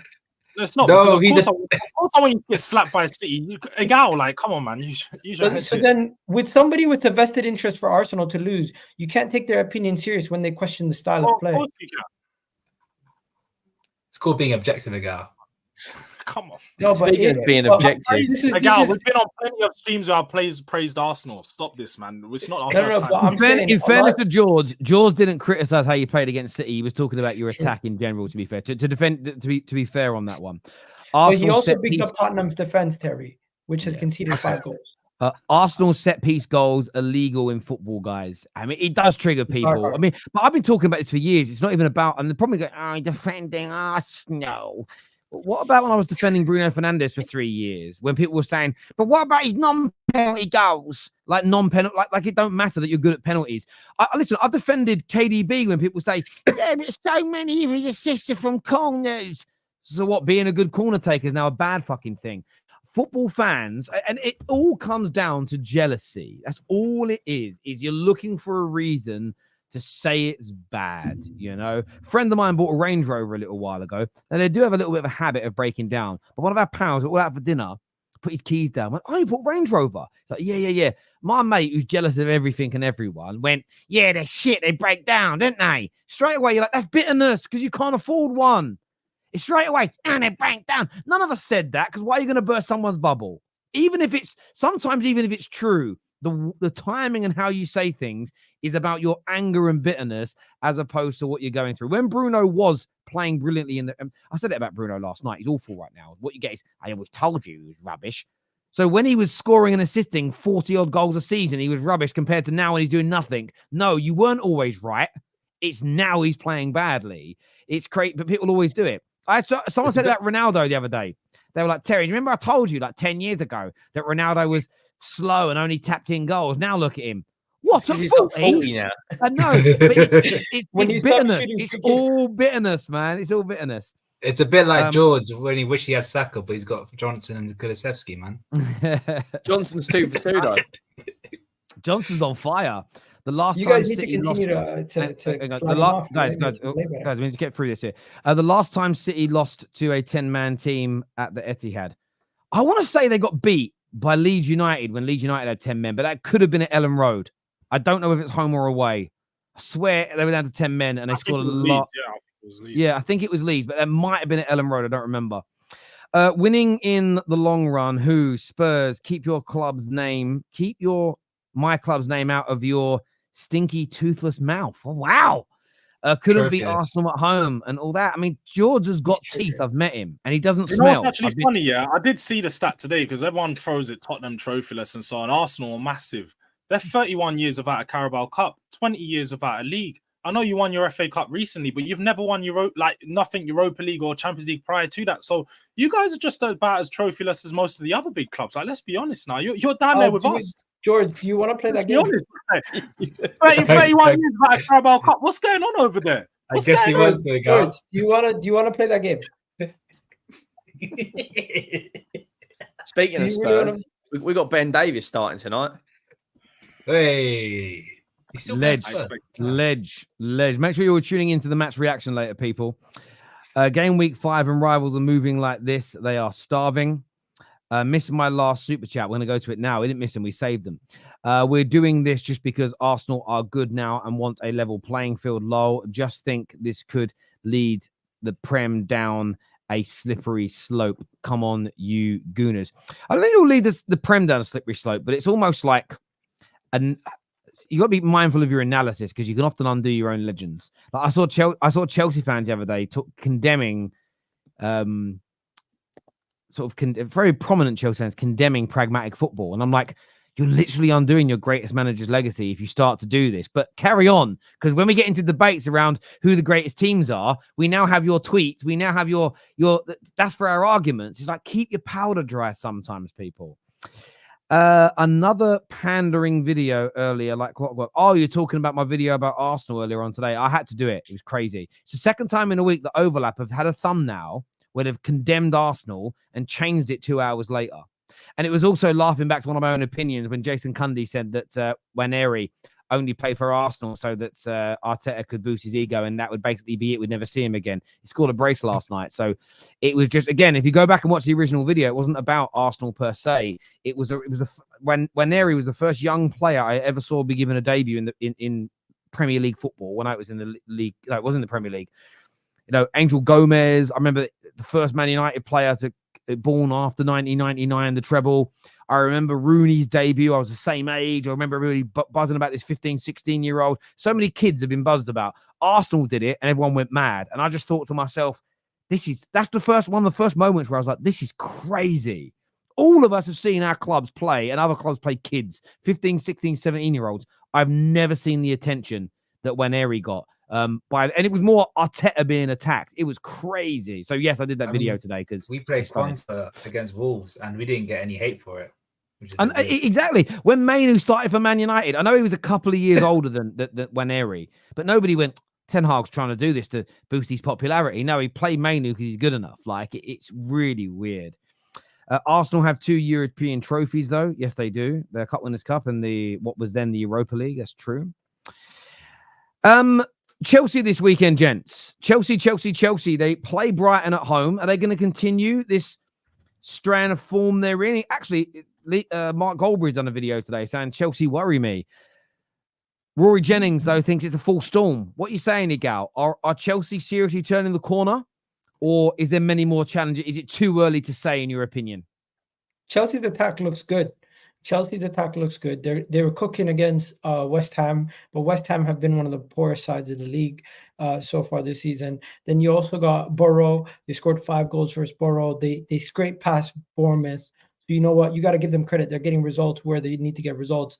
But at the same time, they haven't faced many of the top sides. So I'm not going to go and say they're fully ready. But Maresca, 3 away trips, he's done decent. You got to give Maresca a little bit of credit. I think Chelsea are going to be one of those teams competing for the top 4 this season, and their attack will get them out of a lot of trouble. It's just, how will their defense stack up this weekend versus Brighton? How will their defense stack up versus the Liverpools and the Newcastles? I don't know, but for majority of the team outside of the top 4 or 5 teams, I think Chelsea will do relatively well. Brighton haven't got their manager either, have they? Because he got sent off in the Forest game.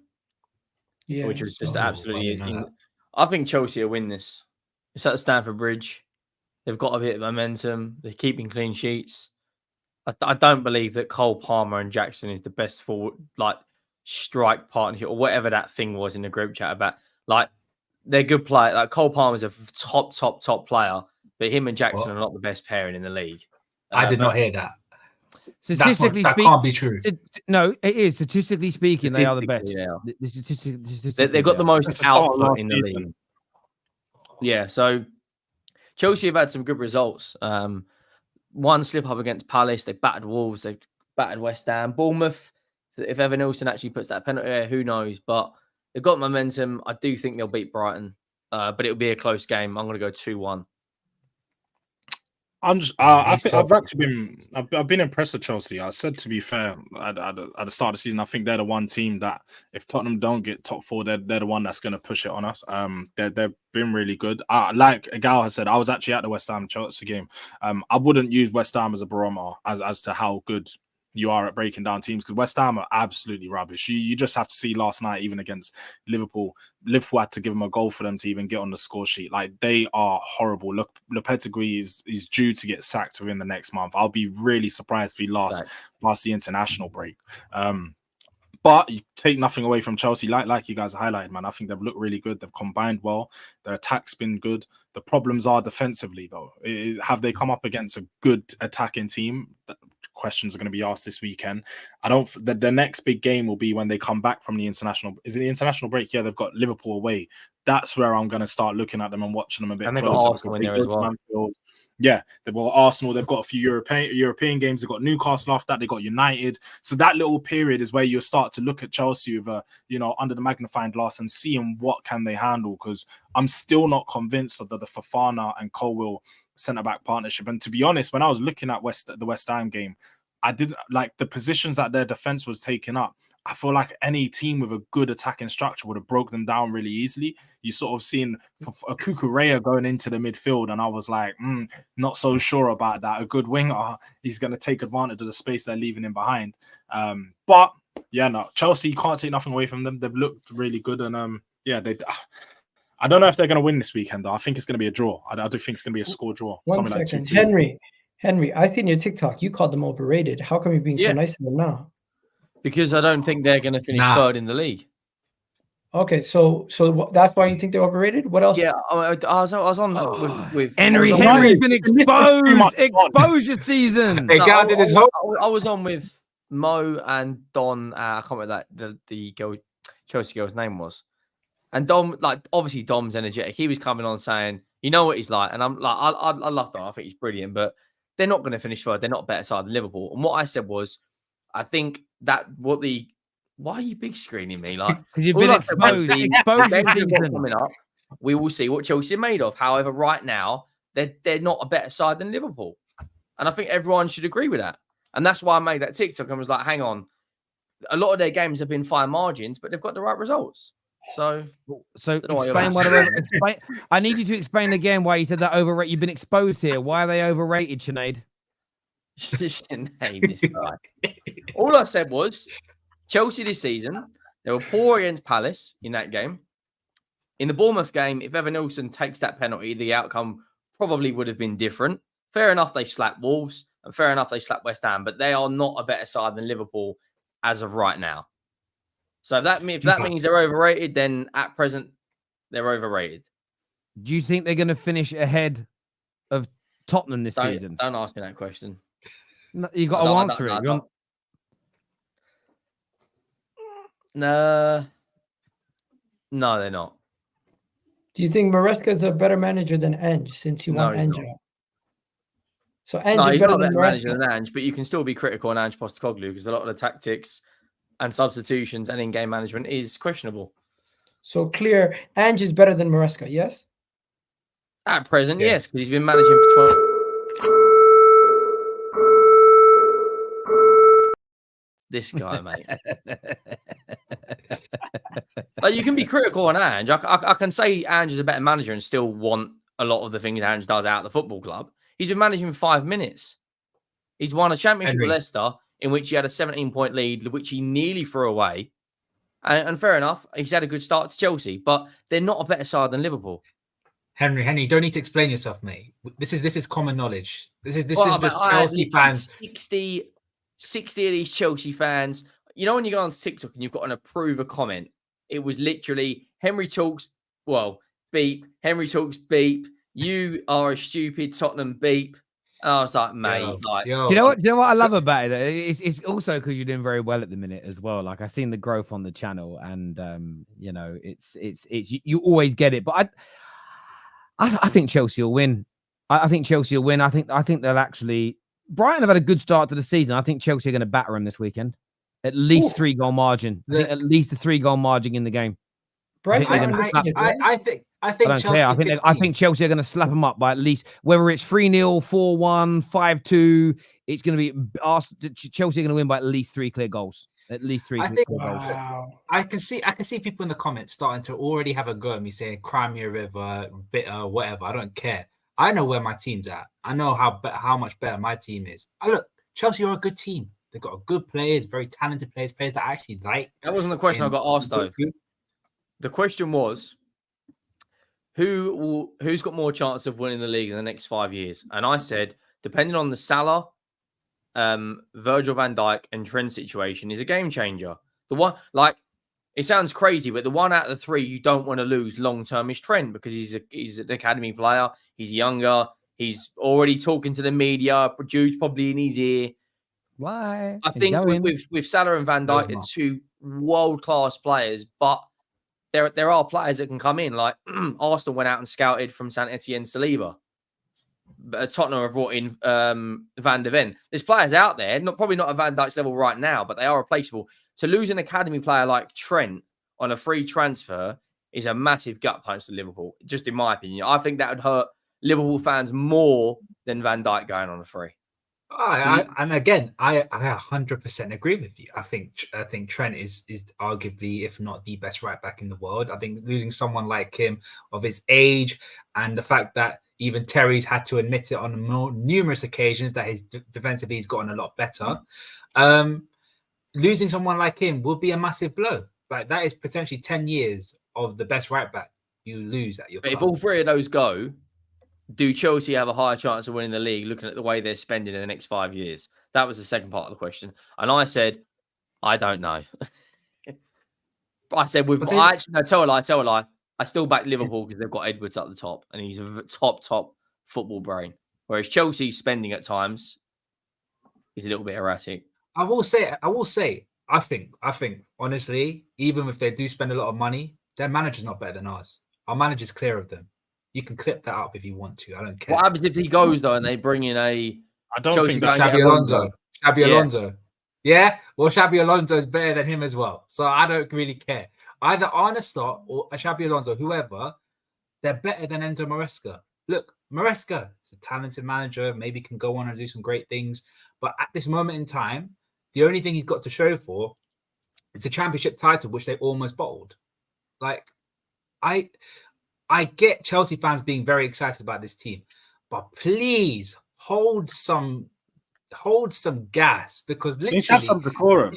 They need to act like they've been here before. Don's going to be on here. He's going to be clipping this all up. No, honestly, no. Bring him on. I don't care. If like you guys said in the group chats and stuff, he's sending that stuff around about Cole Palmer and Jackson, and I was like, my point was, if they are the best duo in the league the past 2 seasons, that shows you more of where the level of the league is at than how good those 2 players are. Don't forget, they have the best defensive midfielder in Caicedo now that Rodri's injured. That's what. No, it's not even that.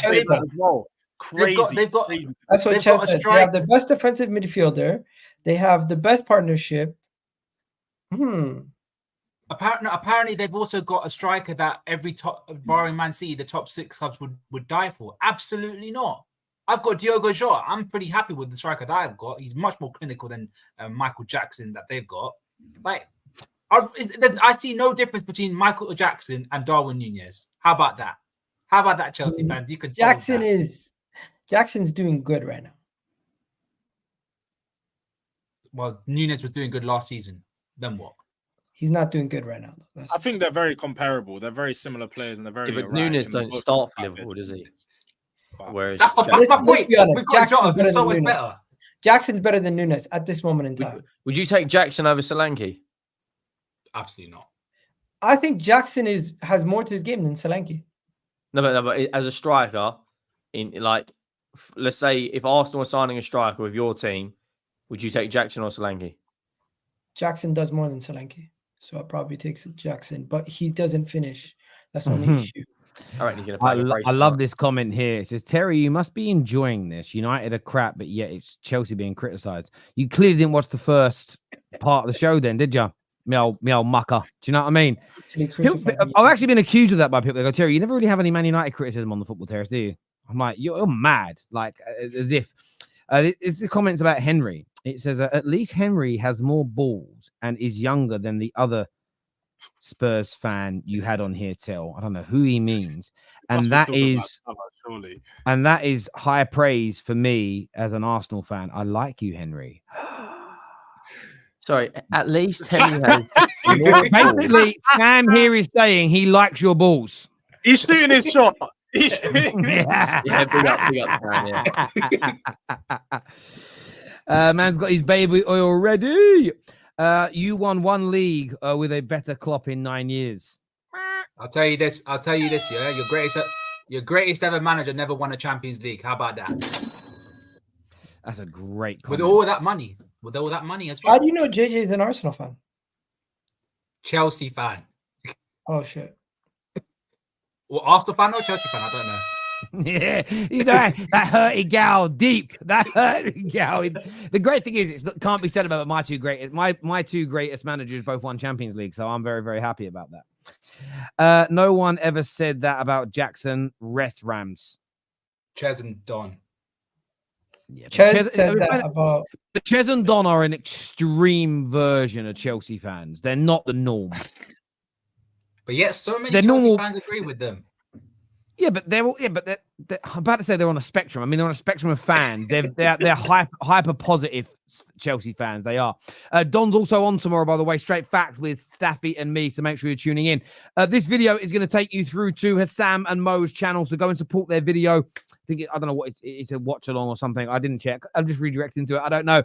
So go and check that out. We're back live later tonight for the Spurs match reaction. So make sure you're here with us. Straight Facts tomorrow as well as we prepare for another epic weekend of English Premier League football. Gentlemen, you're all legends. Take care. Goodbye. God bless. And remember, Henry's been exposed.